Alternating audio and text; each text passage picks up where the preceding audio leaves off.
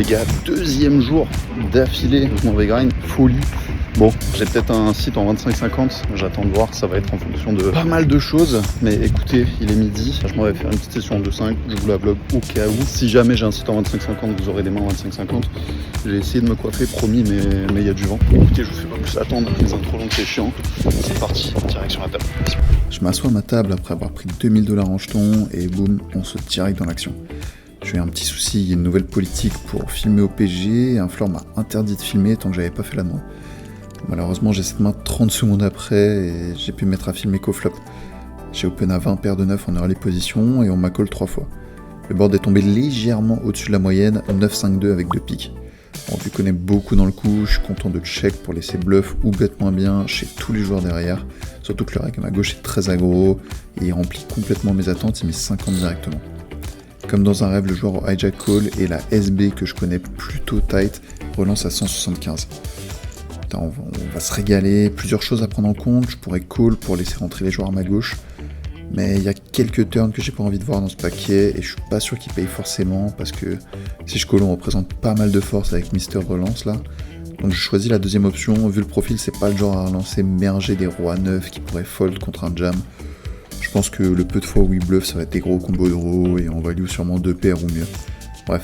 Je suis content de jouer un gros pot contre une range que je domine largement. Tapis monsieur, à vous de jouer. Les deux joueurs à gauche fold plutôt rapidement et lui me snap call comme prévu.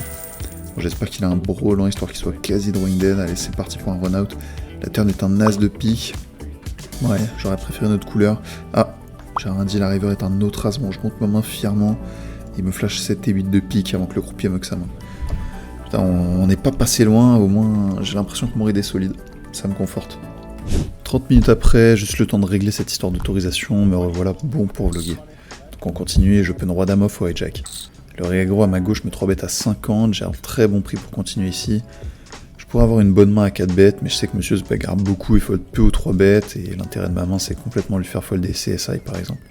J'ai pas une main qui va très bien se comporter OP avec un petit stack to pot ratio, donc je call pour réaliser mon équité. Le flop vient as valet 5 avec 2 carreaux et on check tous les deux. La turn est un 8 de carreau qui fait rentrer la flush et j'ai la dame de carreau. Je pourrais commencer à bluff, mais j'ai une main qui est contente de réaliser son équité. Je pourrais faire fold les under pairs à la river avec un delay. J'ai pas besoin de 2 barrels, à part si je veux vraiment faire fold une main comme roi valet, mais c'est une main que je bloque et qui pourrait c-bet de toute façon au flop. Donc, bref, on check encore et la river est un 8. Je décide de bet pique pour faire fold un 9x ou moins bien. J'ai l'impression que tous ces SX seraient bet flop ou turn, alors que moi je pourrais encore tous les checker en perçu avec les carreaux qui rentrent à la turn. À côté de ça, il aurait bluff sur ce genre de board avec toutes les mains moins bien que la mienne, donc faut vraiment bluff ici, j'ai absolument 0 showdown value. Il finit par fold rapidement. Un petit roi dame off encore pour rester dans le thème, cette fois-ci j'open UTG et le cut-off et la bébé veulent voir le flop. 9-5-3 avec 2 piques, c'est pas le meilleur des boards, mais c'en est un sur lequel les deux vont avoir du mal à se défendre contre de l'agression. À part leur pocket pair, ils vont pas avoir grand chose pour se protéger, et ces mains-là sont très fragiles, vu que pas mal de cartes vont tomber au-dessus. Je pourrais continuer à mettre la pression sur celle-là. Je pète donc quasi pot directement, et le cut-off me paye. Bon, par contre c'est la pire turn du paquet, un 9 de pique qui fait aussi rentrer la flush. Sur celle-là en particulier, rien à faire, il a juste trop de flush et de brelan, donc je check fold contre son bet. Que des belles mains décidément, je continue, j'open au bouton avec As-Rof, les 2 blindes me payent, mais je vais fold rapidement contre un donc 2 tiers de la bébé sur 6, 7, 8 rainbow. Même pas un backdoor, et la SB derrière moi touche aussi pas mal ce board, donc je préfère abandonner directement. Après avoir perdu quelques coups multi-way, je trouve 2 gros rows au bouton. J'isole un limp early position à 50 parce que je le sais très CS, et la bébé se joint à la fête. 3 joueurs sur un flop un peu particulier, valet 19 tout à trèfle, et j'ai le roi de trèfle en bonus. Les 2 joueurs check et c'est à moi, je peux c-bet ici, value les paires et les paires plus draw, mais j'ai décidé de jouer tricky même si j'ai une bonne équité et check back. Sur le moment je pensais pouvoir prendre 2 gros barrels de value si ça recheckait turn, mais en y réfléchissant il y a juste trop de mains sur lesquelles je suis content de mettre de la pression tout de suite et j'ai une bonne équité globale. Le croupier pose le 8 de cœur à la turn pour pas arranger les choses, et la bébé reprend le lead et bet 55. Le limper snap call, bon, pas trop envie de raise après avoir check back flop. Je suis pas sûr de faire folder une dame ou un 7, donc on va juste payer et réaliser notre équité. Vu le size, ma gutshot est souvent bonne, et ma flush aussi. Allez, croupier, ah non, un 5 rouge et les 2 joueurs check. Je suis vraiment pas convaincu du spot, je pense pas avoir beaucoup de FE, il y a beaucoup de petites quintes en range. Je pourrais faire folder 2 paires, mais c'est à peu près tout. Bon, je prends l'option la plus certaine, je check back et mes adversaires me montrent respectivement 2 paires et une dame pour le limper. On va dire que j'ai perdu le minimum, mais j'aurais quand même préféré bet flop. Un des joueurs de mon équipe, Mathis, vient d'arriver à la table, il est juste à ma droite. Bon, il open à 20 et j'ai une de ses premières mains, et j'ai une main qui joue bien post-flop, et ça 3 bet très peu derrière de toute façon. Ce qui fait que je vais quand même surréaliser mon équité. Donc je vais flat, et ça va finir par attirer aussi la grosse blinde dans l'histoire. Le flop tombe 8-4-2 avec 2 trèves, j'ai une belle gut shot et backdoor flush. Je vais pas me priver de cette équité pour bluff, les deux joueurs check rapidement, je bet donc 40 pour target les SI dans les 2 ranges. Je pense faire folder tout sauf une paire ici, donc j'ai un très bon risk reward. Les 2 fold et on est très content. Que de belles mains, encore une paire de rois cette fois-ci en début de parole. J'open à 20 et j'attire 4 personnes dans ma toile.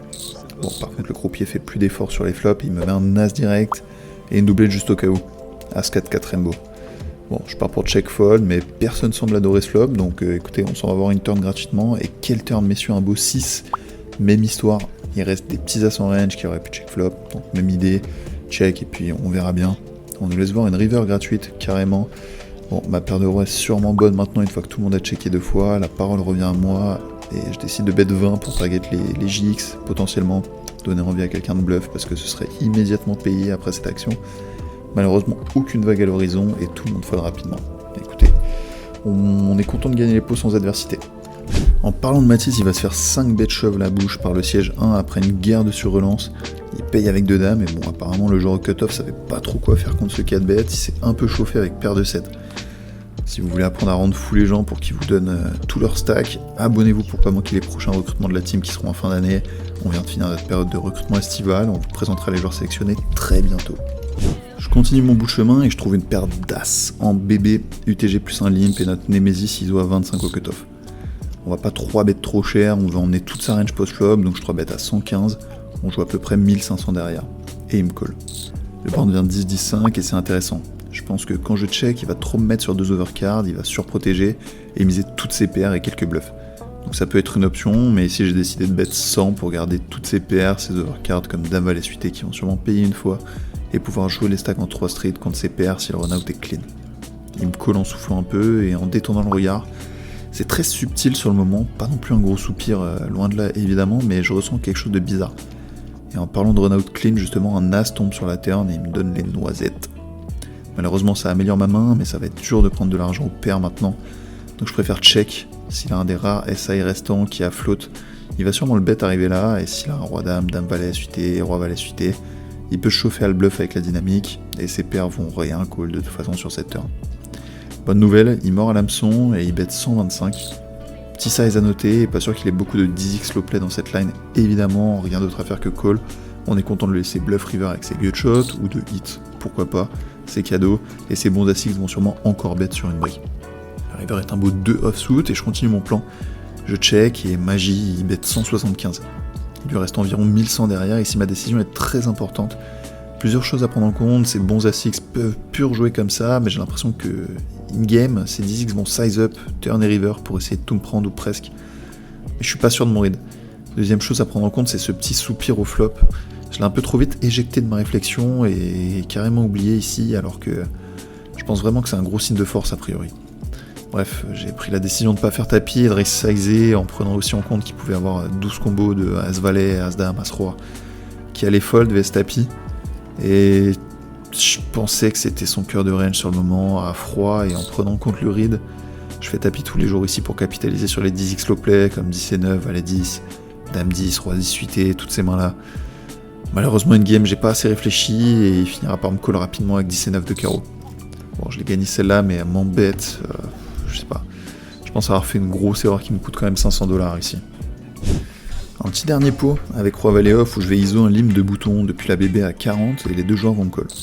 Le board devient Roi 8 et la session de rêve continue, je bet small tout de suite pour garder une range large à la turn et représenter pas mal de faiblesses. Je sais que le joueur à qui je viens de prendre le gros pot avec 2 as est capable de s'exciter parce qu'il a l'air pas mal tilté. Justement il me paye, je vais 2 barrels sur une dame à la turn. Je pense qu'on peut check ici, le laisser bet de lui-même tous ses Rois X, Dame X et les quelques bluffs avec lesquels il veut prendre sa revanche, mais bon.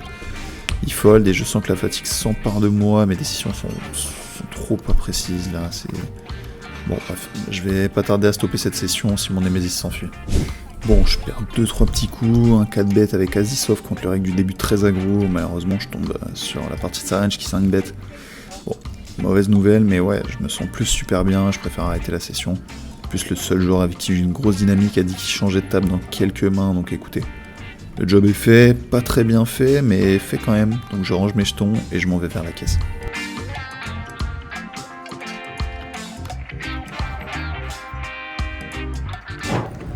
Ok les gars, je viens de sortir.